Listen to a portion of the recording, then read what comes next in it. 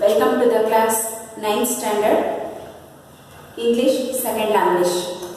In this class we are going to study about the approach, the three questions. It is written by Count Leo Tolstoy. Are you ready, children? How are you? I think all of you fine. Are you stay in the home? Yes, okay.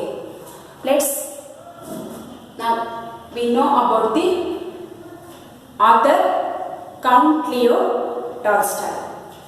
So before going to the lesson, pre-reading task is there. Students, please open your textbook, page number 31. Have you opened your textbook? Yes. So before you read is there. Are you fine? Okay. So discuss the following points in groups and present your views to the class. Here in this textbook there are three statements.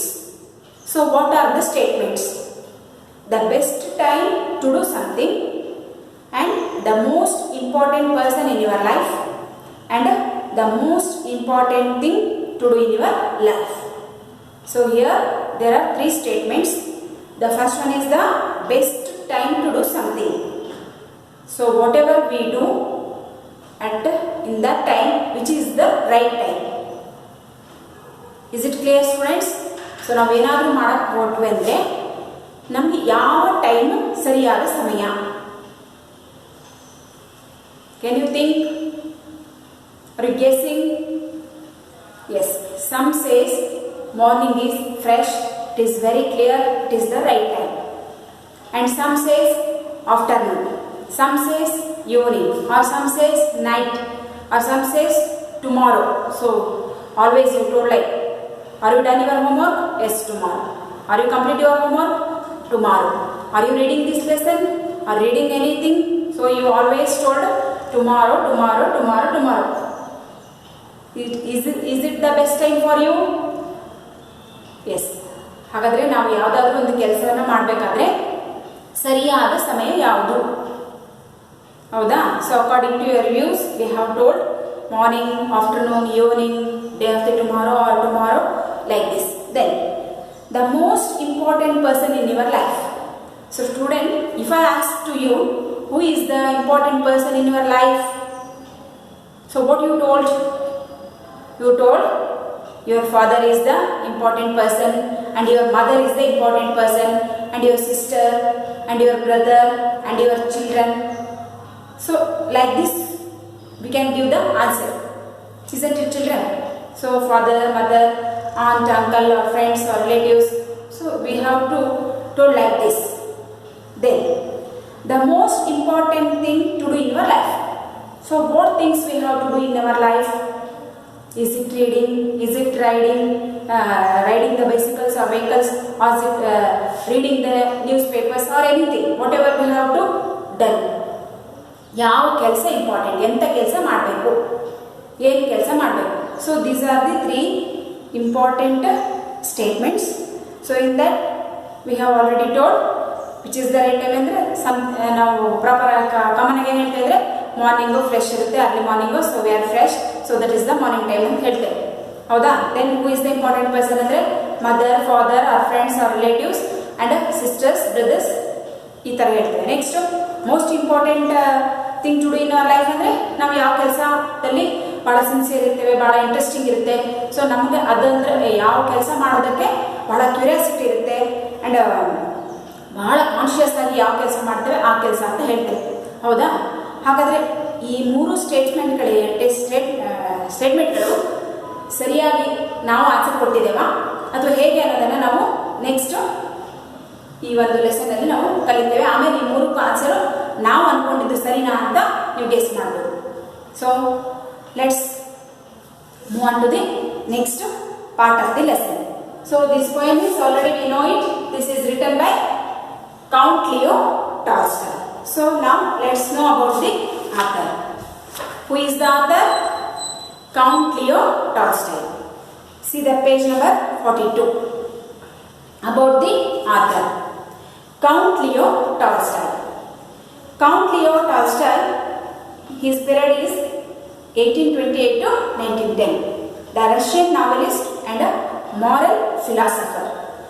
Ranks as one of the world's greatest writers. His War and Peace has been hailed as the greatest novel ever written. His ability of weaving stories, his wonderful characters and his narrative capabilities were appreciated in every part of the world, even to this day also. Let's know about the author, students. So his period was 1828 to 1910. Count Leo Tolstoy's period was 1928, from 1828 to 1910, and he was a Russian novelist.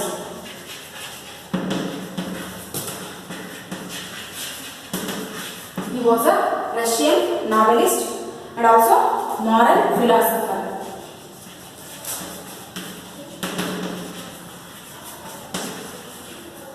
Moral philosopher. And his greatest work is War and Peace. War and Peace. ನೋಡಿ, ರಷ್ಯಾದ novelist ಹೌದು and philosopher ಕೂಡ ಹೌದು. Novelist ಅಂದ್ರೆ one who writes novels, he is called a novelist. ರಷ್ಯಾದವರು novelist ಕೂಡ ಹೌದು and moral philosopher. ಒಂದು ತಾತ್ವಿಕತೆಯನ್ನು ಒಳಗೊಂಡಂತಹ, ನೈತಿಕತೆಯನ್ನು ಒಳಗೊಂಡಂತಹ ಫಿಲಾಸಫರ್ ಕೂಡ ಹೌದು. And his greatest work is war and peace. War and peace, ಯುದ್ಧ ಮತ್ತು ಶಾಂತಿ ಅಂತ ನಾವು ಹೇಳ್ತೇವೆ, ಹೌದಾ? ಯುದ್ಧ and this are the opposite words also. War and peace. War opposite word ಏನಾಗುತ್ತೆ? ಪೀಸ್. ವಾರ್ ಅಂದ್ರೆ ಯುದ್ಧ, ಪೀಸ್ ಅಂದ್ರೆ ಶಾಂತಿ, ಸಮಾಧಾನ, ತಾಳ್ಮೆ, ನೆಮ್ಮದಿ ಅಂತ ನಾವು ಹೇಳ್ತೇವೆ. ಸೊ ಈ ಪೋಯೆಟ್ರಿ ಅವರಿಗೆ, ಆಥರ್ ಅವರಿಗೆ ಒಂದು ರ್ಯಾಂಕಿಂಗ್ ಅನ್ನ ಕೊಡೋದಾದ್ರೆ, ನಾವೇಗ ನಿಮ್ಮ ಮಕ್ಕಳಿಗೆಲ್ಲ ಎಕ್ಸಾಮ್ ಬರೋದಾದ್ಮೇಲೆ ಅಥವಾ ಯಾವ್ದಾದ್ರು ಒಂದು ರ್ಯಾಂಕಿಂಗ್ ಕೊಡೋದಾದ್ರೆ ಟಾಪ್ 10, ಟಾಪ್ 5, ಟಾಪ್ ಈಗ ಲಿಸ್ಟ್ ಕೊಡ್ತಾ ಹೋಗ್ತೇವಲ್ಲ, ಹಾಗೆ ಈ ಆಥರ್ ಅವ್ರಿಗೂ ಕೂಡ ನಾವು ಮಾಡರ್ನ್ ವರ್ಲ್ಡ್ ಅಲ್ಲಿ ಇವರಿಗೆ ಒಂದು ಗ್ರೇಟೆಸ್ಟ್ ಪ್ಲೇಸ್ ಅನ್ನ ಕೊಡೋದಾದ್ರೆ ಇವರು ಕೂಡ ಅತ್ಯಂತ ಹೈಯೆಸ್ಟ್ ರ್ಯಾಂಕ್ ಅಲ್ಲೇ ಬರ್ತಾರೆ. Ranks as one of the world's greatest writers. ಹಾಗಾದ್ರೆ ಈ ಜಗತ್ತಿನಲ್ಲಿ ಪ್ರಮುಖ ಬರಹಗಾರರು ಅಂತ ನಾವೇನು ಕರಿತೀವಲ್ವಾ, ಆ ಪ್ರಮುಖ ಬರಹಗಾರರ ಲಿಸ್ಟ್ ಅಲ್ಲಿ ಅಥವಾ ಅವರ ಸಾಲಿಗೆ ಸೇರುವಂತವರು ಕೂಡ ಕೌಂಟ್ ಲಿಯೋ ಟಾಲ್ಸ್ಟಾಯ್ ಅವರು. His war and peace has been hailed as the greatest novel ever written. ಇವರು ಬರೆದಿರುವಂತಹ ಇವರ ಕೃತಿಗಳಲ್ಲಿ ವಾರ್ ಅಂಡ್ ಪೀಸ್ ಅನ್ನುವಂಥದ್ದು ಪ್ರತಿಯೊಬ್ಬರ ಸ್ವಾಗತಕ್ಕೂ ಅಥವಾ ಪ್ರತಿಯೊಬ್ಬರ ಒಂದು ಗಮನವನ್ನ ಸೆಳೆದಿದೆ. His ability of weaving stories, his wonderful characters and his narrative capabilities were appreciated in every part of the world. ಹಾಗಾದ್ರೆ ಇವರ ಕೃತಿಗಳು ಅಥವಾ ಇವರ ಲೇಖನಗಳು, ಇವರು ಬರೆದಿರುವಂತಹ ನಾವೆಲ್ಸ್ಗಳು ಎಲ್ಲರೂ ಗಮನ ಸೆಳೆಯುವಂತೆ ಇರೋದಕ್ಕೆ ಕಾರಣ ಇವರು ಬರೆದುಕೊಂಡು ಹೋಗಿರುವಂತಹ ಜಾಡ್ ಹೇಗಿದೆ, ಎಳೆ ಹೇಗಿದೆ ಅಂದ್ರೆ ಓದುಗರನ್ನ ಒಂದ್ಸಲ ಓದಿಸ್ಕೊಂಡು ಹೋಗುವಂಥದ್ದು. ಸೊ ವೀವಿಂಗ್ ಏನ್ ಹೇಳ್ತೇವೆ ನಾವು ಅಂದ್ರೆ ವೀವಿಂಗ್ ಸ್ಟೋರೀಸ್. ವೀವಿಂಗ್ ಸ್ಟೋರೀಸ್ ಅಂದ್ರೆ ಅವರು ಕಥೆಯನ್ನು ಹೆಣೆದಿರೋದಿದೆಯಲ್ಲ, ಆ ಕಥೆಯನ್ನು ಹೆಣೆದಿರುವಂತಹ ಸ್ಟೈಲು ಓದುಗರನ್ನ ಮತ್ತಷ್ಟು ಇಂಟ್ರೆಸ್ಟಿಂಗ್ ಆಗಿ ಅವರ ಓದಲೇಬೇಕು, ಇದು ಮುಗಿಯೋ ತನಕ ಓದಲೇಬೇಕು ಅನ್ನುವಂತಹ ಕುತೂಹಲವನ್ನ ಹಿಡಿದಿಟ್ಕೊಂಡಿರೋದ್ರಿಂದ ಇವರ ನಾವೆಲ್ಸ್ಗಳಾಗಿರ್ಬೋದು, ಕೃತಿಗಳನ್ನ ಪ್ರತಿಯೊಬ್ಬರು ಗಮನ ಸೆಳೆದಿದ್ದಾರೆ. ಅಂಡ್ ಹಿಸ್ ವಂಡರ್ಫುಲ್ ಕ್ಯಾರೆಕ್ಟರ್ಸ್, ಅದರಲ್ಲಿ ಬರೆದಿರುವಂತಹ ಅವರ ಕ್ಯಾರೆಕ್ಟರ್ಸ್ಗಳು ಅಂಡ್ ಹಿಸ್ ನರೇಟಿವ್ ಕ್ಯಾಪಬಿಲಿಟೀಸ್, ಅವರು ಹೇಳುವಂತಹ ಶೈಲಿ ಅಥವಾ ಅವರು ಕಥೆಗಳನ್ನು ಬರೆದಿರುವಂತಹ ಒಂದು ಸಾಮರ್ಥ್ಯದ ಶೈಲಿ ಇದೆಯಲ್ಲ, ಅದು ಓದುಗರನ್ನ ಏನ್ ಮಾಡುತ್ತೆ, ಅಟ್ರಾಕ್ಟ್ ಮಾಡುತ್ತೆ, ಓದುಗರನ್ನ ಸೆರೆ ಹಿಡಿದಿರುತ್ತೆ. ಸೊ ಹಾಗಾಗೇನೆ ಈಗಿನ ದಿನಗಳವರೆಗ every part of the world, ಬರೀ ಒಂದು ಕಡೆ ಜನ ಅಂತಲ್ಲ, every part of the world they have to attracted his works for reading and even to this day also. ಈ ದಿನಕ್ಕೂ ಕೂಡ ಅವರು ಬರೆದಿರುವಂತಹ ಕಥೆಗಳು ಇನ್ನೂವರೆಗೂ ಓದಿಸ್ಕೊಂಡು ಹೋಗುವಂತಹ ಶೈಲಿಯನ್ನ ಅವರು ತಮ್ಮ ಕೃತಿಗಳಲ್ಲಿ ಬರೆದಿದ್ದಾರೆ. ಹಾಗಾಗಿನೇ ನಾವು ಇವ್ರನ್ನ ವರ್ಲ್ಡ್ಸ್ ಒಂದು ಗ್ರೇಟೆಸ್ಟ್ ರೈಟರ್ಸ್ಗಳಲ್ಲಿ ಇವರು ಕೂಡ ಒಂದು ಉನ್ನತ ಸ್ಥಾನವನ್ನ ಕೊಡ್ಬೋದು, ರ್ಯಾಂಕಿಂಗ್ ಲಿಸ್ಟ್ ಅಲ್ಲಿ ಇಡಬಹುದು ಅಂತ ಹೇಳಲಾಗಿದೆ.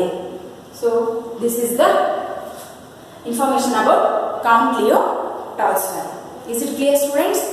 Let's move on to the prose. Have you opened your textbook, students, and take a pen or pencil and your notebook also. So you have to written what I have told, important words or new words, or underline the important things what I have told. Is it ready, students? Okay, let's start the first paragraph. Have you opened your textbook, students? Yes, see, open your textbook. Yes, okay, all of you open your textbook. Shall I read it? Yes, listen carefully. What is the name of the lesson? The name of the lesson is, yes, very good, 3 questions. Who wrote this lesson?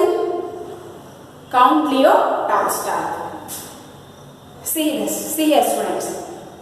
A king has 3 questions and he is seeking answer to them. What are the questions? Does the king get to what he wants? Record to read to find out. ಹಾಗಾದರೆ ಇಲ್ಲಿ ನಾವು ಏನು ಓದ್ತಿದ್ದೇವೆ ಅಂದರೆ, ಇಲ್ಲಿ ಒಬ್ಬ ರಾಜನ ಕಥೆಯನ್ನು ನಮ್ಗೆ ಹೇಳ್ತಾ ಇದ್ದಾರೆ. ಈ ಒಂದು 3 ಕ್ವೆಶನ್ಸ್ ಅಲ್ಲಿ ಯಾರ ಸ್ಟೋರಿಯನ್ನು ನಮ್ಗೆ ಹೇಳ್ತಾ ಇದ್ದಾರೆ? ರಾಜ. ಸೊ ಈ ರಾಜನಿಗೆ ಏನಿದೆ, he has a 3 doubts, he has a 3 questions.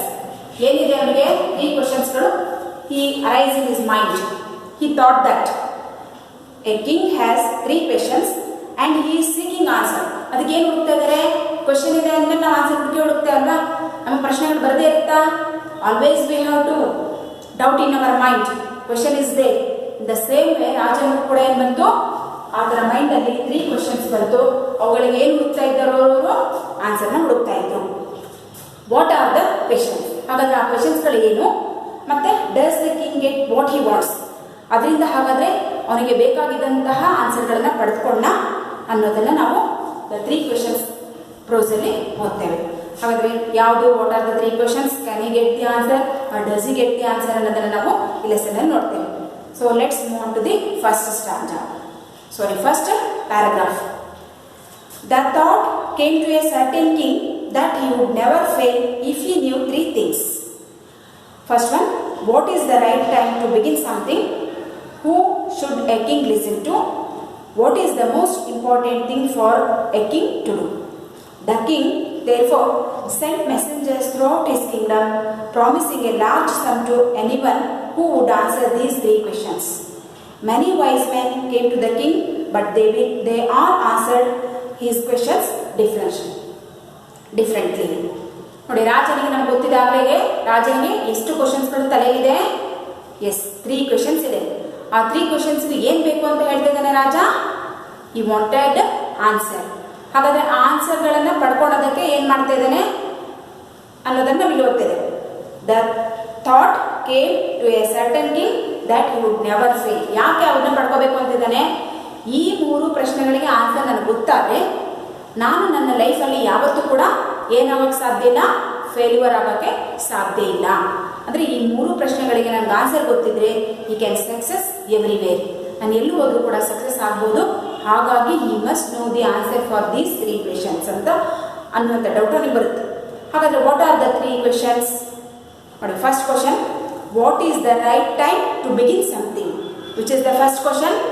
What is the right time? Right time. So ಹಾಗಾದರೆ ಫಸ್ಟ್ ಕ್ವೆಶನ್ ಯಾವುದಂದರೆ ಟೈಮ್. ಏನು ಮಾಡೋಕ್ಕೆ? To do something. ನಾವು ಲೈಫಲ್ಲಿ ಅಥವಾ ನಾವು ಏನಾದರೂ ಕೆಲಸ ಮಾಡಬೇಕಾದ್ರೆ ಸರಿಯಾದ ಸಮಯ ಅನ್ನೋದು ಯಾವುದು?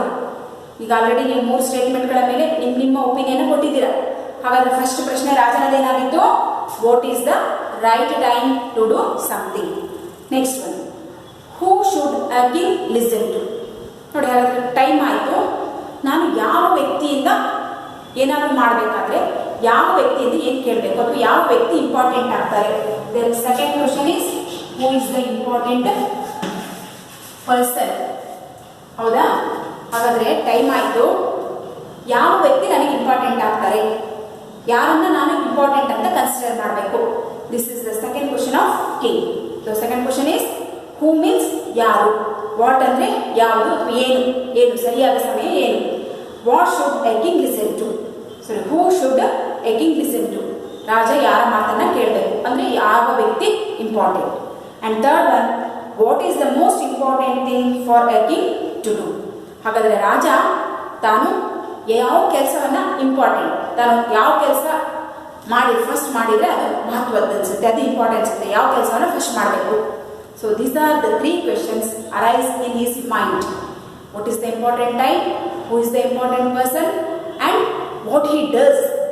ಏನು ಕೆಲಸವನ್ನು ಮಾಡಬೇಕು ಅನ್ನುವಂಥದ್ದು ಈ 3 ಪ್ರಶ್ನೆಗಳು ಆತನದಾಗಿತ್ತು.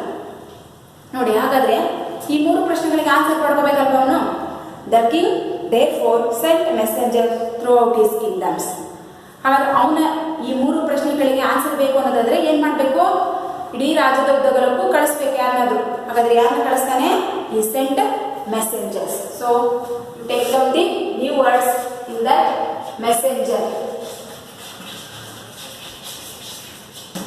Messenger means a person carrying a message.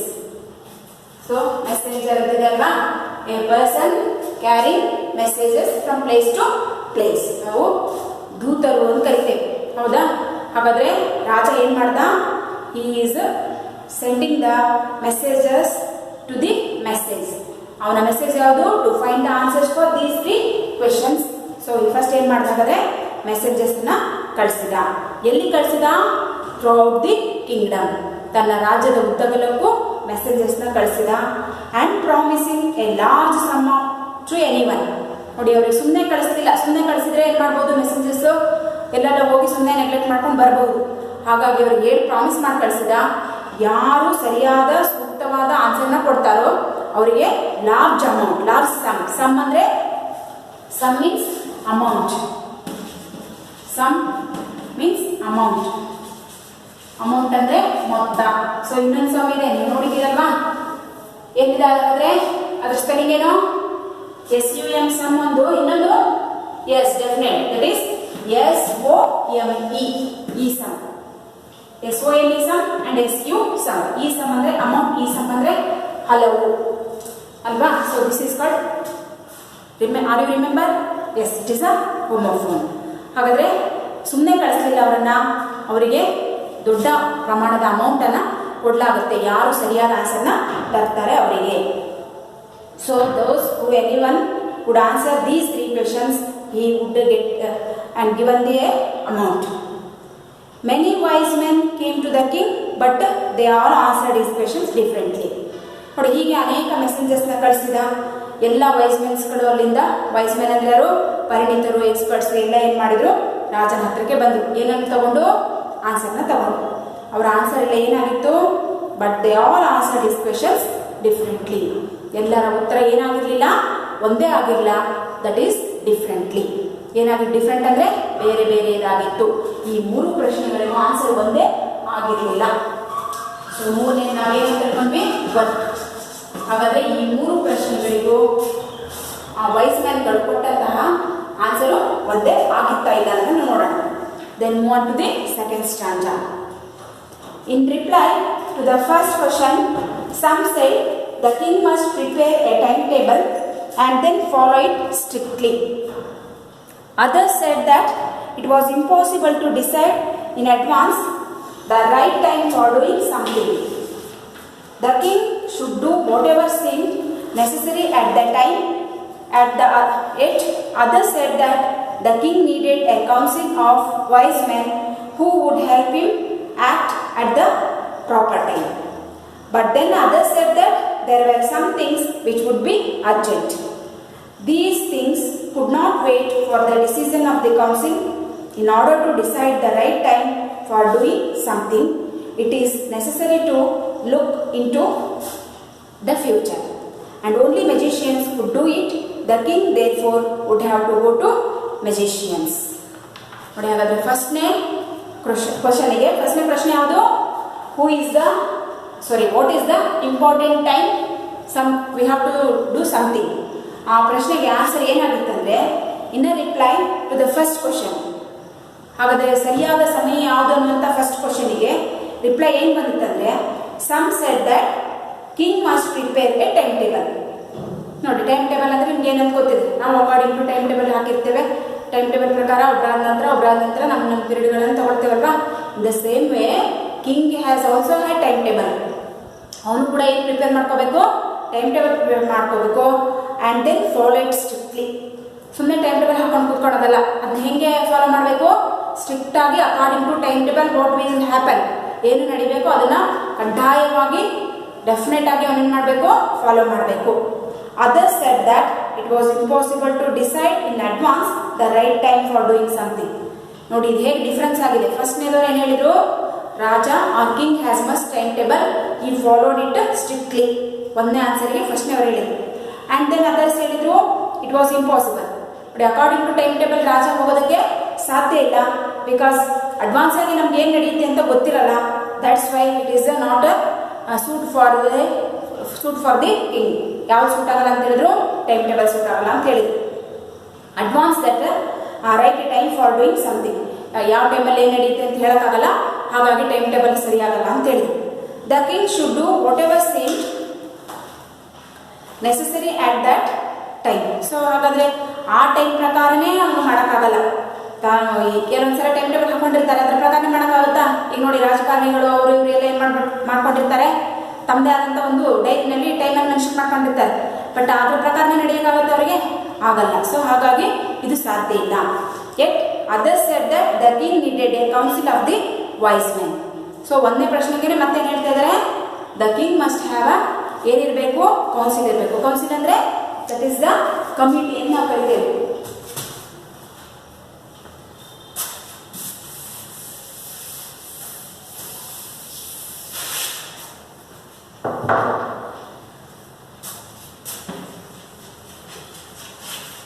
Council means that is a group of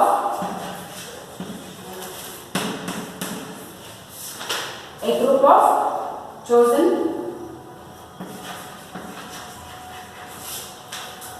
to advise.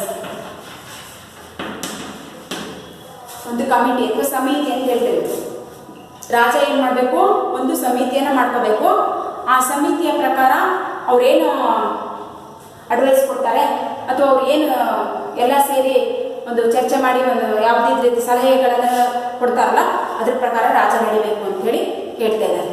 ನೋಡಿ, others said that the king needed a council of wise men who would help him act at the proper time. So ಅವರು ಎಲ್ಲ ಏನು ಮಾಡಬೇಕು? ಯಾವುದು ಸರಿಯಾದ time ಅಂತೇಳಿ ಅವರು ಒಂದು ಅಮೆಂಡ್ಮೆಂಟನ್ನು ಅಥವಾ ಒಂದು ನಿಗದಿತವಾದಂಥ ಟೈಮನ್ನು ಅವರೇ ಸೆಲೆಕ್ಟ್ ಮಾಡಬೇಕು. ಅದ್ರ ಪ್ರಕಾರ ರಾಜ ಏನು ಮಾಡಬೇಕು? ಕೆಲಸ ಮಾಡಬೇಕು ಅನ್ನುವಂಥದ್ದು ಮತ್ತೊಬ್ಬರ ಆನ್ಸರ್ ಆಗುತ್ತೆ. But then others said that there were some things which could be urgent. ನೋಡಿ, ಈ ರೀತಿ ಮಾಡಿದಾಗ ಏನೋ ಒಂದ್ಸಲ ಅರ್ಜೆಂಟಾಗಿ ಯಾವುದೋ ಡಿಸಿಷನ್ನ ತಗೊಳ್ಳೋ ಒಂದು ಟೈಮ್ ಬರುತ್ತೆ. ಆವಾಗ ಕೌನ್ಸಿಲನ್ನು ಮಾಡಿದರೆ ಇವರನ್ನು ಬಿಟ್ಟು ಏನಾದರೂ ಡಿಸಿಷನ್ ತಗೊಂಡ್ರೆ ಏನಾಗ್ಬೋದು? Because council means it is a group of committee. ಅಲ್ಲಿ ಮೋರ್ ದೆನ್ 5 ಮೆಂಬರ್ಸ್ 6 or 7 ಹೀಗಿರ್ತಾರೆ. ಅಲ್ಲಿ ಎಲ್ಲರೂ ಸೇರಿ ಡಿಸ್ಕಷನ್ ಮಾಡಿ ಒಂದು ಡಿಸಿಷನ್ ಅನ್ನು ಕೊಡಬೇಕು. ಅರ್ಜೆನ್ಸಿ ಟೈಮಲ್ಲಿ ಅವರೆಲ್ಲ ಇವರೆಲ್ಲ ಅಂತ ತಿಳ್ಕೊಂಡು ನಾವು ಒಂದು ಕಮಿಟಿನಲ್ಲಿ ಡಿಸೈಡ್ ಮಾಡೋಕ್ಕಾಗುತ್ತಾ? ಅವಾಗ ಏನಾಗ್ಬೋದು? ಡಿಸ್ಪ್ಯೂಟ್ ಆಗ್ಬೋದು. ಹೌದಾ? ಅರ್ಜೆಂಟ್ ಟೈಮಲ್ಲಿ ನಾವು ಕಮಿಟಿಯನ್ನೇ ಕಾಯ್ದುಕೊಂಡು ಕೂತ್ಕೊಳ್ಳೋಕ್ಕಾಗಲ್ಲ. These things would not wait for the decision of the council.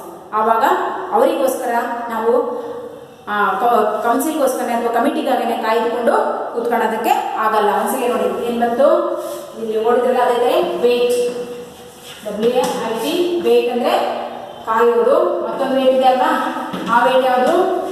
S, weight, ತೂಕ, kg, value. So these are also homophones, weight and wait. ಹಾಗಾದರೆ ಆ ಕಮಿಟಿಯನ್ನೇ ಕಾಯ್ದುಕೊಂಡು ಅವರ ಡೆಸಿಷನ್ಗಾಗಿ ಕುತ್ಕೊಂಡು ಇರೋಕ್ಕೆ ಆಗಲ್ಲ. In order to decide the right time for doing something. ಹಾಗಾದರೆ ಅವರು ಡಿಸೈಡ್ ಮಾಡಿ ಯಾವ ಸರಿಯಾದ ಸಮಯ ಅಂತ ಅವರೆಲ್ಲ ನಿರ್ಧಾರ ಮಾಡಿ ಮಾಡೋಷ್ಟೊತ್ತಿಗೆ ಅಲ್ಲಿ ಇನ್ನೊಂದೇನೋ ಆಗಿರುತ್ತೆ. It is necessary to look in to the future. ಹಾಗಾದರೆ ಅದಕ್ಕಿಂತ ಅವಶ್ಯಕತೆ ಅಂದರೆ ನಾಳೆ ಫ್ಯೂಚರ್ಲಿ ಏನಾಗುತ್ತೆ ಅನ್ನೋದು ಫಸ್ಟ್ ಗೊತ್ತಿರಬೇಕು. ನಾಳೆ ಏನಾಗುತ್ತೆ, ವಾಟ್ ವಿಲ್ ಹ್ಯಾಪನ್ ಟುಮಾರೋ ಅನ್ನುವಂಥ ವಿಷಯ ನಮ್ಗೆ ಗೊತ್ತಾದರೆ ರಾಜ ಮತ್ತು ಕೌನ್ಸಿಲ್ ಆಗಲಿ ಯಾರಾದರೂ ಏನು ಮಾಡಬಹುದು? ಡಿಸಿಷನ್ ತಗೊಳ್ಳೋದಕ್ಕೆ ಹೆಲ್ಪ್ ಆಗುತ್ತೆ. ಹಾಗಾಗಿ ರಾಜ ಕೌನ್ಸಿಲ್ ಇಟ್ಕೊಳ್ಳೋದು ಒಳ್ಳೇದಲ್ಲ. ಯಾರನ್ನ ಇಟ್ಕೋಬೇಕು? And only magicians. ಯಾರನ್ನ ಇಟ್ಕೋಬೇಕು? ಅವರು ಮೆಜಿಷಿಯನ್ ಇಟ್ಕೊಂಡ್ರೆ, ಮೆಜಿಷಿಯನ್ ಅಂದರೆ ಮಾಂತ್ರಿಕರು, ಅವರಿಗೆಲ್ಲ ಮುಂದಿನ ಒಂದು ಭವಿಷ್ಯ ಗೊತ್ತಿರುತ್ತೆ. ಹಾಗಾಗಿ ಅವ್ರು ಇಟ್ಕೊಂಡ್ರೆ ನಾಳೆ ಏನಾಗುತ್ತೆ ಅಂತ ಹೇಳ್ತಾರೆ. ರಾಜ ಏನು ಮಾಡ್ಬೋದು? ಯಾವುದಾದ್ರೂ ರೈಟ್ ಟೈಮ್ ತಿಳ್ಕೊಬೋದು. ಹಾಗಾಗಿ ಅವ್ರ ಹತ್ರ ಯಾರಿರಬೇಕು? ಮೆಜಿಷಿಯನ್ ಇರಬೇಕು ಅಂತ ಹೇಳ್ತಾರೆ. One and only magicians could do that. ಆ ಕೆಲಸ ಮಾಡಬೇಕಾಗಿರೋರು ಕೌನ್ಸಿಲ್ ಮಾಡೋಕ್ಕಾಗಲ್ಲ, ಅದ್ರ ಬದಲು ಯಾರು ಮಾಡ್ತಾರೆ? ಮೆಜಿಷಿಯನ್ಸ್ ಮಾಡ್ತಾರೆ. The king therefore would have to go to the magicians. ಹಾಗಾಗಿ ರಾಜ ಎಲ್ಲಿಗೆ ಹೋಗಬೇಕು? ಮೆಜಿಷಿಯನ್ಸ್ ಹತ್ರ ಹೋಗಬೇಕು ಅಂತ ಹೇಳಿದ್ರು. So this is the answer of first question. Then in their answers to the second question, some said that the people most necessary to the king were his counselors, others said priests. A few others chose doctors, and yet others said that his soldiers were the most necessary. ನೋಡಿ, ಫಸ್ಟ್ನೇ ಪ್ರಶ್ನೆಗಳಿಗೆ ಏನೇನು answer ಬಂತು ಅಂತ ನಮ್ಗೆ ಗೊತ್ತು. ಈಗ second ಅಲ್ಲಿ ಹೂ is the important person, important ವ್ಯಕ್ತಿ ಯಾರು ಅಂತ ಅನ್ನೋದಕ್ಕೆ ಅಲ್ಲಿ ಉತ್ತರಗಳ ಎಷ್ಟು ಡಿಫರೆನ್ಸ್ ಆಗಿದೆ ನೋಡಿ. In their answers to the second question, some said that the people most necessary to the king. ಹಾಗಾದ್ರೆ ಅತ್ಯಂತ ಇಂಪಾರ್ಟೆಂಟ್ ವ್ಯಕ್ತಿಗಳು ರಾಜನಿಗೆ ಯಾರಪ್ಪ ಅಂದ್ರೆ they were his councillors. Councillors ಅಂದ್ರೆ ಆತನ ಆಸ್ಥಾನದಲ್ಲಿದ್ದಂತಹ ಮಿನಿಸ್ಟರ್ಸ್.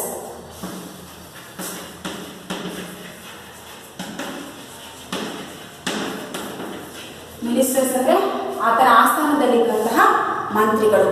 ಆ ಮಂತ್ರಿಗಳೇ ಅವನ ಅಡ್ಮಿನಿಸ್ಟ್ರೇಷನ್ ಮಾಡೋದಕ್ಕೆ, ಅವರ ಮೆರಿಟ್ಸ್ ಅಂಡ್ ಡಿಮೆರಿಟ್ಸ್ಗಳನ್ನ, ಆಗುಹೋಗುಗಳನ್ನು ಹೇಳೋದಕ್ಕೆ ಅತ್ಯಂತ ಸಹಾಯಕ ಆಪ್ತ ಸಹಾಯಕರು ನಮಗೆ ಹೇಳೋದಾದ್ರೆ ಕೌನ್ಸಿಲರ್ಸ್. ಅವರಿಗೆ ರಾಜನಿಗೆ ಕೌನ್ಸಿಲರ್ಸೇ ಇಂಪಾರ್ಟೆಂಟ್ ಅಂತ ಹೇಳಿ. ಅಂಡ್ ಅದರ್ಸ್ ಪ್ರಿಸ್ಟ್ಸ್ ಅಂದ್ರೆ ಪೂಜಾರಿಗಳು ಅಥವಾ ಪುರೋಹಿತರು. ಯಾಕೆಂದ್ರೆ ಆತನ ಒಳ್ಳೆಯದು ಯೋಗಕ್ಷೇಮವನ್ನ ವಿಚಾರಿಸುವಂತವ್ರು ಅಥವಾ ಮುಂದೆ ಆಗುಹೋಗುಗಳನ್ನು ಹೇಳುವಂತವರು ಪ್ರಿಸ್ಟ್ಗಳಾಗಿದ್ದಾರೆ. ಹಾಗಾಗಿ ರಾಜನ ಆಸ್ಥಾನದಲ್ಲಿ ಅತ್ಯಂತ ಇಂಪಾರ್ಟೆಂಟ್ ವ್ಯಕ್ತಿಗಳಂದ್ರೆ ಪ್ರಿಸ್ಟ್. ನೋಡಿ, some says councillors and some says priest, ಪೂಜಾರಿ ಪುರೋಹಿತರು ಅಂತ ಹೇಳಿದ್ರು. A few others chose doctors. ಕೆಲವೊಬ್ರು ಏನಂತ ಹೇಳಿದ್ರು? ಪ್ರಿಸ್ಟೂ ಅಲ್ಲ, ಡಾಕ್ಟರ್ಸ್. ಬಿಕಾಸ್ ರಾಜನ ಹೆಲ್ತ್ ಚೆನ್ನಾಗಿರ್ಬೇಕು ಅನ್ನೋದಾದ್ರೆ ಯಾರು ಇಂಪಾರ್ಟೆಂಟು? ವೈದ್ಯರು. ಹಾಗಾಗಿ ವೈದ್ಯರೇ ಅತ್ಯಂತ ಇಂಪಾರ್ಟೆಂಟ್ ವ್ಯಕ್ತಿಗಳು ಅಂತ ಹೇಳಿದ್ರು. And at others said that ಈ ಸೋಲ್ಜರ್ಸ್. ನೋಡಿ, ನೆಕ್ಸ್ಟ್ ಜನ ಏನ್ ಹೇಳ್ತಾ ಇದ್ದಾರೆ? ಸೋಲ್ಜರ್ಸ್. ಬಿಕಾಸ್ ರಾಜನನ್ನ ರಕ್ಷಣೆ ಮಾಡುವವರು, ರಾಜನ ಆಸ್ಥಾನವನ್ನ ಅಥವಾ ಆತನ ಸಾಮ್ರಾಜ್ಯವನ್ನು ವಿಸ್ತರಣೆ ಮಾಡೋಕೆ ಏನ್ ಬೇಕು? ಸೈನಿಕ ದಳ ಬೇಕು. ಹಾಗಾದ್ರೆ ಆತನ ಸೈನ್ಯನೇ ಇಂಪಾರ್ಟೆಂಟ್. ಕೌನ್ಸಿಲರ್ಸು ಅಲ್ಲ, ಪ್ರಿಸ್ಟ್ಗಳು ಅಲ್ಲ, ಅಂಡ್ ಡಾಕ್ಟರ್ಸ್ ಅಲ್ಲ. ಯಾರು ಇಂಪಾರ್ಟೆಂಟ್ ಅಂತ ಹೇಳ್ತಾ ಇದ್ದಾರೆ? Soldiers. Because soldiers must save the king. Because ಆತನ ಸೈನ್ಯ ಎಷ್ಟು ದೊಡ್ಡದಾಗಿರುತ್ತೋ ಅಷ್ಟು ಆತನ ಸಾಮ್ರಾಜ್ಯವನ್ನು ದೊಡ್ಡದು ಮಾಡಿಕೊಂಡು ಸೇಫ್ ಆಗಿರಬಹುದು. ಹಾಗಾಗಿ ಕೆಲವೊಬ್ಬರು ಏನ್ ಹೇಳಿದ್ರು? ಸೋಲ್ಜರ್ಸ್ ಅಂತ ಹೇಳಿದ್ರು. ಹಾಗಾದ್ರೆ ಸೆಕೆಂಡ್ ಪ್ರಶ್ನೆಗೂ ಸೇಮ್ ಆನ್ಸರ್ ಬಂತಾ? No. Some says councillors and some says priests and some says doctors and some says soldiers. So this is also different answer. ಎರಡನೇ ಪ್ರಶ್ನೆಗೂ ಕೂಡ ಡಿಫರೆಂಟ್ ಆನ್ಸರ್ ಬಂತು. Then next to the third question. To the third question, some said attack, others chose fight, and yet others religious worship. ನೋಡಿ, ಮೂರನೇ ಪ್ರಶ್ನೆಗೂ ಕೂಡ ಏನಾಗ್ತಾ ಇದೆ? Different answer ಬರ್ತಿದೆ. ರಾಜ ಯಾವ ಕೆಲಸ ಮಾಡಬೇಕು ಅಥವಾ ಏನ್ ಕೆಲಸ ಮಾಡ್ಬೇಕಂದ್ರೆ, ಸಮ್ ಸೆಡ್ ಅಟ್ಯಾಕ್ ಅಂದ್ರೆ ಇನ್ನೊಬ್ಬರ ಮೇಲೆ ದಂಗೆ ಮಾಡಬೇಕು, ದಂಗೆ ಅವರನ್ನ ಹೋಗಿ ಅಟ್ಯಾಕ್ ಮಾಡುವಂಥದ್ದು. ಆ್ಯಂಡ್ ಅದರ್ಸ್ ಚೋಸ್ ಫೈಟ್ ಅಂದರೆ ಯುದ್ಧ ಮಾಡೋದು, ಜಗಳ ಮಾಡೋದು, ಅವ್ರಿಗೆ ಹೋಗಿ ತನ್ನ ಸಾಮ್ರಾಜ್ಯವನ್ನು ವಿಸ್ತರಣೆ ಮಾಡೋಕ್ಕೆ ಇನ್ನು ಯಾವಾಗಲೂ ದಂಗೆಯಲ್ಲೇ ಇರಬೇಕು. And others religious worship. ಅವನು ಯಾವಾಗಲೂ ರಿಲಿಜಿಯಸ್ ವರ್ಷಿಪ್ ಅಂದರೆ ಧಾರ್ಮಿಕ ಕಾರ್ಯಗಳಲ್ಲಿ ಪೂಜೆ ಪುನಸ್ಕಾರ ಅಥವಾ ಹೋಮ ಹವನ ಈ ರೀತಿಯಾದಂಥ ಕಾರ್ಯಗಳನ್ನು ಮಾಡೋದ್ರಲ್ಲೇ ಅವನು ಬ್ಯುಸಿಯಾಗಿರಬೇಕು. ಅದೇ ಅವನಿಗೆ ನಿಜವಾದಂತಹ ವರ್ಕ್ ಅನ್ನುವಂತಹ ಆನ್ಸರನ್ನು ಕೊಟ್ಟು. ಸೊ ಇಲ್ಲಿ ಮೂರನೇ ಆನ್ಸರಲ್ಲೂ ನಮ್ಗೆ ಏನಾಗ್ತದೆ? Which is the important work of the king ಅಂದರೆ he must do the religious work and he must going on the attack for other kingdoms and he fight the others. So ಈ ರೀತಿ ಮಾಡ್ತಾ ಇದ್ರೆ ಮಾತ್ರ ರಾಜನಿಗೆ ಯಾವಾಗಲೂ ಒಂದು ಘನತೆ ಇರುತ್ತೆ ಅನ್ನುವಂತಹ ಡಿಫ್ರೆಂಟ್ ಆನ್ಸರನ್ನು ಮೂರು ಕ್ವಶನ್ಗಳಿಗೂ ಡಿಫ್ರೆಂಟ್ ಆಗಿರುವಂತಹ ಆನ್ಸರ್ ಬಂತು. ಹಾಗಾದ್ರೆ ಈ ಮೂರು ಆನ್ಸರ್ಗಳಿಂದ ವಾಸ್ ಹಿ ಸ್ಯಾಟಿಸ್ಫೈಡ್? ನೋಡಿ, ಹಾಗಾದ್ರೆ as the answers to his questions were so different, the king was not satisfied. He decided to seek the advice of a certain hermit who was widely known for his wisdom. ಹಾಗಾದ್ರೆ ಈ ಮೂರು ಪ್ರಶ್ನೆಗಳಿಗೆ ಬಂದಂತ ಆನ್ಸರ್ಗಳು ಒಂದೇ ಆಗಿತ್ತಾ? No. ಇದೇನಾಗಿತ್ತು? Different ಆಗಿತ್ತು. ಬಟ್ ಸಿಮಿಲಾರಿಟಿನೂ ಕೂಡ ಇರಲಿಲ್ಲ, ಒಂದಕ್ಕೊಂದು ಹೋಲಿಕೆನೂ ಕೂಡ ಇರಲಿಲ್ಲ. ಹಾಗಾಗಿ the king was not agreed to these answers. ನೋಡಿ, as the answer to his questions were so different, the king was not satisfied. He decided to seek the advice of a certain hermit. ಹಾಗಾದರೆ next ಎಲ್ಲಿ ಹೋಗ್ತಾ ಇದ್ದಾನೆ ರಾಜ? hermit. hermit ಅಂದರೆ they are the saints. They live alone in the huts. ಕುಟೀರಗಳಲ್ಲಿ, ಆಶ್ರಮಗಳಲ್ಲಿ ಇರುವಂತಹ ಹರ್ಮಿಟನ ಹತ್ರ they are the wise mens, they are the experts, they are the scholars. ಹಾಗಾಗಿ ಅವರ ಹತ್ರ ಹೋದರೆ ನಾನು ನನ್ನ ಪ್ರಶ್ನೆಗಳಿಗೆ ಆನ್ಸರ್ನ ಪಡ್ಕೋಬಹುದು ಅಂತ ತಿಳ್ಕೊಂಡು ರಾಜ ಏನು ಮಾಡ್ದ? he decided to seek the advice of a certain hermit who was widely known for his wisdom. ಅವರ ನಾಲೆಡ್ಜ್ ತುಂಬ ವಿಶಾಲವಾಗಿರುವಂತಹ ಅಗಾಧವಾದಂಥ ನಾಲೆಡ್ಜನ್ನು ಹೊಂದಿರ್ತಾರೆ. ಅವರಾದರೆ ನನಗೆ ಸರಿಯಾದ ಆನ್ಸರ್ನ ಕೊಡ್ಬೋದು ಅಂತ ತಿಳ್ಕೊಂಡು ರಾಜ ಮುಂದುವರೆದ. Then let's move on to the next paragraph. The king put on ordinary clothes and went to meet the hermit. Before he reached the hermit's hut, the king left his horse with his bodyguard and went alone. ನೋಡಿ, ರಾಜ ಈಗ ಎಲ್ಲಿ ಹೋಗಬೇಕು ಅಂತ decide ಮಾಡ್ದ. So he decided to seek the advice of a hermit. ಹರ್ಮಿಟನ ಹತ್ರ ಹೋದ. ಹೇಗೆ ಹೋಗ್ತಾ ಇದ್ದಾನೆ? The king put on ordinary clothes. ರಾಜ ಅಂದರೆ ರಾಜನ ಡ್ರೆಸ್ಗಳು ಹೇಗಿರುತ್ತೆ? ರಾಯಲ್ ಡ್ರೆಸ್ ಹಾಕೊಂಡಿರ್ತಾರೆ, ಕಿರೀಟ, ಖಡ್ಗ ಎಲ್ಲ ಇರುತ್ತೆ ಅಲ್ವಾ. ಇವೆಲ್ಲ ಹಾಕೊಂಡು ಹೋದರೆ ರಾಜನಿಗೆ ಆನ್ಸರ್ ಸಿಗೋದು ಕಷ್ಟ. ಹಾಗಾಗಿ ಏನು ಮಾಡ್ದ? ಎಲ್ಲವನ್ನು ಬಿಟ್ಟು ಆರ್ಡಿನರಿ ಕ್ಲಾತ್ ಅನ್ನು, ಏನು ಜನಸಾಮಾನ್ಯರು ಹಾಕೊಳ್ತಾರಲ್ವ, ಆ ಜನಸಾಮಾನ್ಯರು ಹಾಕೊಳ್ಳುವಂತಹ ಆರ್ಡಿನರಿ ಕ್ಲಾತ್ಸ್ ಅನ್ನ ಹಾಕೊಂಡು and went to the meet to the hermit. So went means ನೋಡಿ once again WENT went and VENT went. Went means go the past form, go, went, gone. This went means that is the ventilation. So ನಾವು ದ್ವಾರ ಅಂತ ಹೇಳ್ತೇವೆ, exit entrance ಅಲ್ಲಿ vent ಅಂತ ಇರ್ತಾರೆ, ಸ್ವಲ್ಪ ventilation, ಗಾಳಿ ಬರೋದಕ್ಕೆ ಬಿಟ್ಟಿರ್ತಾರಲ್ವ ಕಿಟಕಿಯಲ್ಲೆಲ್ಲ ಮೇಲೆಲ್ಲ, ಅದಕ್ಕೆ ವೆಂಟ್ ಅಂತ ಇರುತ್ತೆ. So that is the way. Event means go the past form. So this is also homophonous. And ಹಾಗಾದರೆ ಅವರನ್ನ ಮೀಟ್ ಮಾಡೋದಕ್ಕೆ ಹೋದ. ಒಂದ್ಸಲ ಮೀಟ್ ಇಸ್ ಆಗುತ್ತೆ, meet and meat, MEAT meat and MEAT meat. ಈ ಮೀಟ್ ಮೀನ್ಸ್ ವಿಸಿಟ್ ಆಗೋದು, ಈ meat ಅಂದರೆ eating meat. So I meet my friend, I do not eat meat. Is it clear students? Meet and meat, MEAT meat ಅಂದರೆ ಭೇಟಿ ಆಗೋದು. Today I meet my old friend. This meet means I do not eat meat. Is it clear? Yes. ಹಾಗಾದ್ರೆ ಈಗ king ಯಾರನ್ನ meet ಮಾಡಕ್ಕೆ ಹೋಗಿದ್ದಾರೆ? ಯಾವ meet? MEAT ಅವ್ರ MEAT MEAT. So he meet to the hermit. Before he reached the hermit's hut, the king left his horse. ನೋಡಿ, ಅಲ್ಲಿ ಹೋಗಿ ಮುಟ್ಟೋದಕ್ಕಿಂತ ಮುಂಚೆನೆ ತನ್ನ ಎಲ್ಲ ಕುದುರೆಗಳನ್ನು, ಕಾಲಾಳುಗಳನ್ನು, ಬಿಕಾಸ್ ರಾಜ ಒಬ್ಬ ಆರ್ಡಿನರಿ ಮ್ಯಾನ್ ಆಗಿ ಹೋಗ್ತಾ ಇದ್ದಾನೆ, ಹಾಗಾಗಿ ಯಾರನ್ನೂ ಕರ್ಕೊಂಡು ಹೋಗ್ತಾ ಇಲ್ಲ. With his bodyguard and went alone. ಬಾಡಿಗಾರ್ಡ್ಗಳನ್ನು ಬಿಟ್ಟು, ಕುದುರೆ, ತನ್ನ ರಥ ಎಲ್ಲವನ್ನೂ ಬಿಟ್ಟು ಒಂಟಿಯಾಗಿ ಒಬ್ಬನೇ ಎಲ್ಲಿ ಹೋಗ್ತಾ ಇದ್ದಾನೆ? ಹರ್ಮಿಟ್ಸನ ಹಟ್ಟಿಗೆ, ಆ ಒಂದು ಆಶ್ರಮಕ್ಕೆ ಹೋಗ್ತಾ ಇದ್ದಾನೆ. As the king came near the hermit's hut, he saw the hermit digging the ground in front of his hut. He greeted the king and continued digging. ನೋಡಿ, ರಾಜ ಈಗ ಎಲ್ಲಿ ಹೋದ? He was going to the hermit's hut. As the king came near the hermit's house or hut, he saw the hermit digging the ground in front of his hut. So whenever he was reached that place, whenever he was going to that place, what was the hermit doing? ಏನು ಮಾಡ್ತಾ ಇದ್ದಾಗಂದ್ರೆ the hermit was digging the ground in front of his hut. ರಾಜ ಆ ಹರ್ಮಿಟನ ಆಶ್ರಮಕ್ಕೆ ಹೋದಾಗ hermit ಏನು ಮಾಡ್ತಾ ಇದ್ದ ಅಂದರೆ he was digging the ground. Digging ಅಂದರೆ he was working in the with a spade ಅಂದರೆ ಸಲಿಕೆ ಅಥವಾ ಗುದ್ಲಿ ಅಂತ ಕರಿತೀವಲ್ಲ, ಆ ಗುದ್ಲಿ ತಗೊಂಡು ಏನು ಮಾಡ್ತಾಯಿದ್ರು? ಡಿಗ್ಗಿಂಗ್ ಮಾಡ್ತಾಯಿದ್ರು ಇನ್ ಫ್ರಂಟ್ ಆಫ್ ಹಿಸ್ ಹಟ್. ತಮ್ಮ ಒಂದು ಕುಟೀರದ ಮುಂದೆ, ಆಶ್ರಮದ ಮುಂದೆ ಭೂಮಿಯನ್ನು ಅಗಿತಾ ಇದ್ರು, ನೆಲವನ್ನು ಅಗಿತಾ ಇದ್ರು. ಯಾರು? ಹರ್ಮಿಟ್. ಯಾವಾಗ?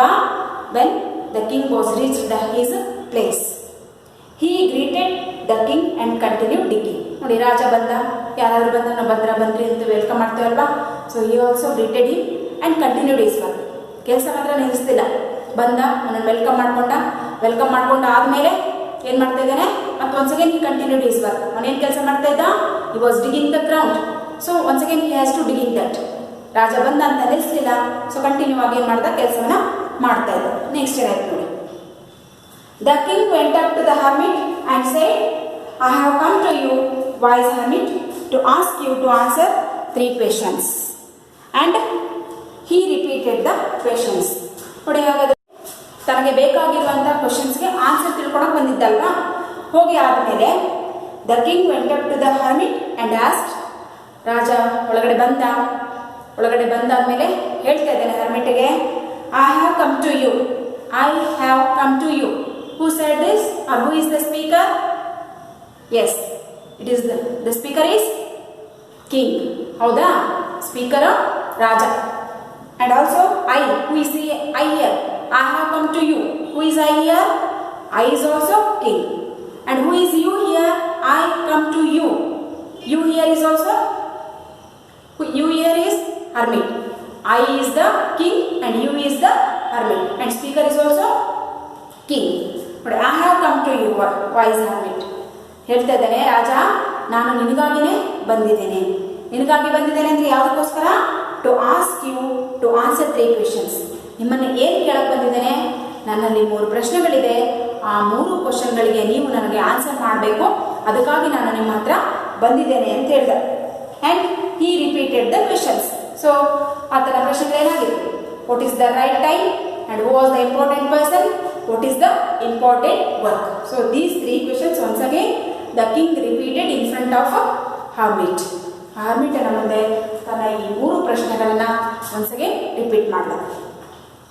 Then the hermit listen to the king but did not speak. You are tired said the king, let me take the speed and work in your place. ನೋಡಿ, ಯಾವಾಗ ರಾಜ ತನ್ನ 3 ಪ್ರಶ್ನೆಗಳನ್ನು ಕೇಳಿದ್ನೋ ಹರ್ಮಿಟ್ ಏನು ಮಾಡ್ತಾ ಇದ್ದಾರೆ? The hermit listen to the king. ನೋಡಿ, what he has told he has listen only. ರಾಜ ಏನು ಹೇಳಿದ್ನೋ ಅದನ್ನ ಕೇಳ್ಕೊಂಡ, but he did not reply. ಆದರೆ ಯಾವುದೇ ರೆಸ್ಪಾನ್ಸನ್ನು ಅಥವಾ ಯಾವುದೇ ರಿಪ್ಲೈಯನ್ನು ಮಾಡಲಿಲ್ಲ. ಬಿಕಾಸ್ ಅವನಿಗೆ ಹೇಳೋ ಮಾರ್ಕ್ಸ್ ಸಿಗ್ತಾ ಇಲ್ಲ ಗೊತ್ತಿಲ್ಲ. But hermit did not reply, only listen to him. ಅವನೇನು ಕೇಳಿದ್ನೋ ಅದನ್ನು ಮಾತ್ರ ಹೇಳಿದ್ನೋ ಅಂತ ಕೇಳಿಸ್ಕೊಂಡ. But was he reply? Was he answer? No, he did not answer, he did not reply, but he has to continue his work. You are tired. So ಯಾವಾಗ ಏನು ಮಾತಾಡಲಿಲ್ವೋ ಅವಾಗ ರಾಜ ಹೇಳ್ತಿದ್ದಾನೆ, you are tired. You are tired is told by as king. You are tired said the king. Once again tired and tired. Once again ನೋಡಿ, T1 are you tired? Ti are you tired? So these are also tired. It is a cycle tired. T means I am tired. Is it clear, students? Ty are you tired means cycle tire or bike tire or car tire. It is the car tire. It is the scooter tire. And E tire, today I am very tired. This is also homophones. So ಹಾಗಾದ್ರೆ ರಾಜ ಏನು ಹೇಳ್ತಿದ್ದಾನೆ? You are tired. ನೀವು ಏನಾಗ್ತಾ ಇದೆ? ನಿಮ್ಮ ನೋಡಿದ್ರೆ ಏನಾಗ್ತಾ ಇದೆ? ಭಾಳ ದಣಿವಾಗಿದೆ, ಸುಸ್ತಾಗಿದೆ ಅನಿಸುತ್ತೆ. Let me take the speed and work in your place. ಹಾಗಾದ್ರೆ ನಾನು ಸ್ಪೇಡನ್ನು ತಗೊಂಡು, ಸ್ಪೇಡ್ ಅಂದರೆ that is the tool of digging, ನೆಲವನ್ನು ಕೆತ್ತುವಂತಹ ಅಥವಾ ಅಗಿಯುವಂಥ ಒಂದು ಟೂಲ್, ಅದು ಸಾಧನ. ಗುದ್ಲಿ ಅಂತ ಹೇಳ್ತೇವೆ, ಸಲಿಕೆ ಅಂತ ಹೇಳ್ತೇವೆ. ಅದನ್ನು ತಗೊಂಡು ನಾನು ಕೆಲಸ ಮಾಡಲಾ ಅಂತ ಕೇಳಿದೆ. Thanks said the hermit giving the king his speed. ನೋಡಿ, ಅದಕ್ಕೆ ರಿಪ್ಲೈ ಆಗಿ ಏನು ಹೇಳ್ತಿದ್ದಾನೆ? ಒಳ್ಳೆಯದು, ನಿಮಗೆ ಅಟ್ಲೀಸ್ಟ್ ನನ್ನ ಕಷ್ಟ ಗೊತ್ತಾಗಿದೆಯಲ್ಲ ಅಂತ ತಿಳ್ಕೊಂಡು ಧನ್ಯವಾದಗಳನ್ನು ಹೇಳಿ ಹರ್ಮಿಟನಿಗೆ ಏನು ಕೊಡ್ತಾ ಇದ್ದಾನೆ? ಕಿಂಗಿಗೆ ಹರ್ಮಿಟ್ ಏನು ಕೊಡ್ತಾ ಇದ್ದಾನೆ? He has giving the spade to the king. Hermit ರಾಜನಿಗೆ ಏನು ಕೊಡ್ತಾನೆ? ಆ ಒಂದು ಸ್ಪೇಡನ್ನು ಕೊಡ್ತಾನೆ. When the king. Okay students, have you understood the lesson? Yes, okay. Now take down the homework of this class. Have you written, students? This reference to contrast. First one is, I have come to you. This is the statement. A question, who is I here? Then B, who is you here? And C, who is the speaker? Have you written, children? Yes, okay. Read the lesson and answers these questions. It is very easy to write. Okay, then take down the second question. Second question is give one word. First one is a person carrying a message. A person carrying a message. And second one, group of people chosen to advise. Group of people chosen to advise. And next, third one, a person who lives alone and leads a simple life. So you have to give the one word for these sentences. Okay, students, thank you. We will meet on next class. Okay, thank you.